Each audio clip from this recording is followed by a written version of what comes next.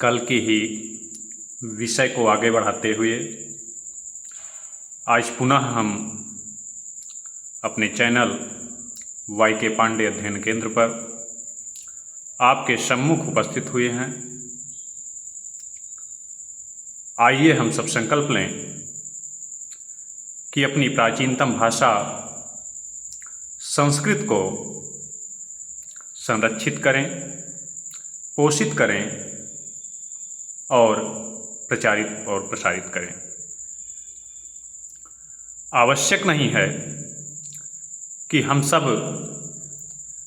अपने अध्ययन और अध्यापन की सारी डिग्रियां संस्कृत में ही लेकर ऐसा कर सकते हैं, अपितु यदि व्यवहारिक और दैनिक जीवन में भी हम इन शब्दों को अपने बोलचाल में लाएं, अपने जीवन में अंगीकार करें तो भी काफ़ी होगा। इस भाषा की महत्ता के बारे में शब्दों से व्यय करने की आवश्यकता इसको है नहीं। जैसा कि कहा भी गया है, भाषासु मुख्या मधुरा दिव्या गीवार्ण भारती तत्रापि काव्यम मधुरम तस्मादपि सुभाषितम। समय ना लेते हुए हम आते हैं अपने मूल विषय पर। हम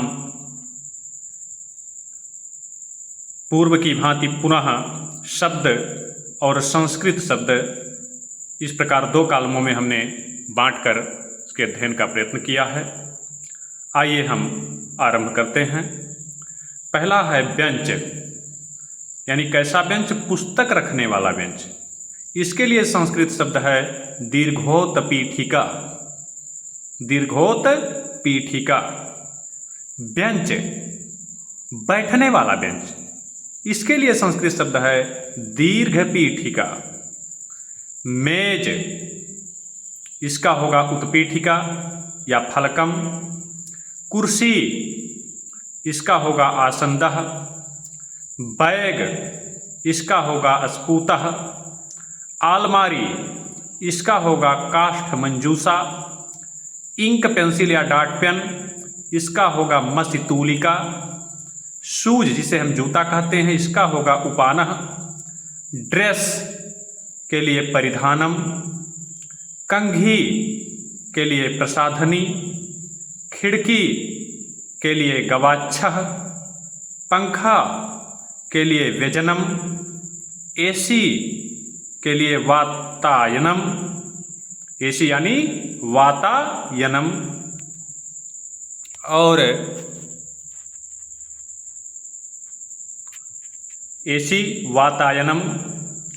डस्टर, इसके लिए है मार्जकः, यानी जिससे हम लोग शैम्पट को साफ करते हैं।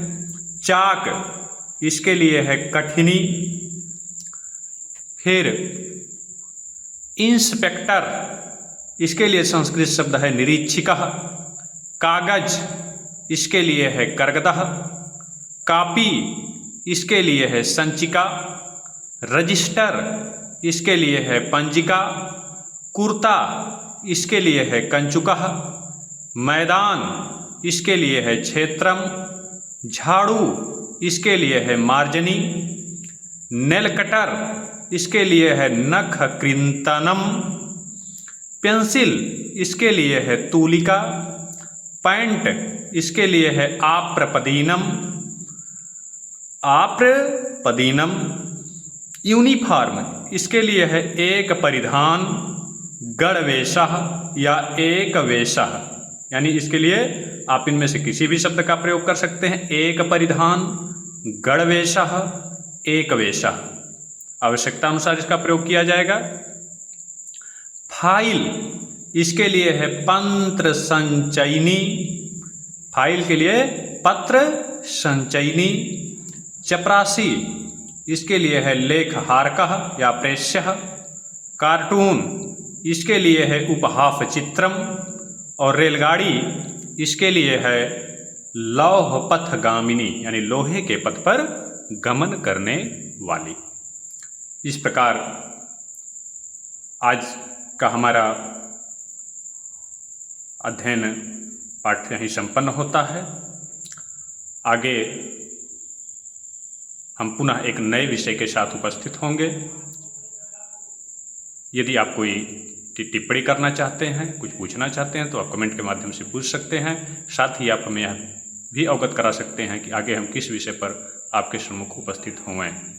और यदि आप कोई सामग्री अच्छी लग रही है तो उपयुक्त व्यक्तियों तक अगर इसे आप पहुँचाना चाहते हैं तो आप इसको शेयर भी कर सकते हैं। धन्यवाद।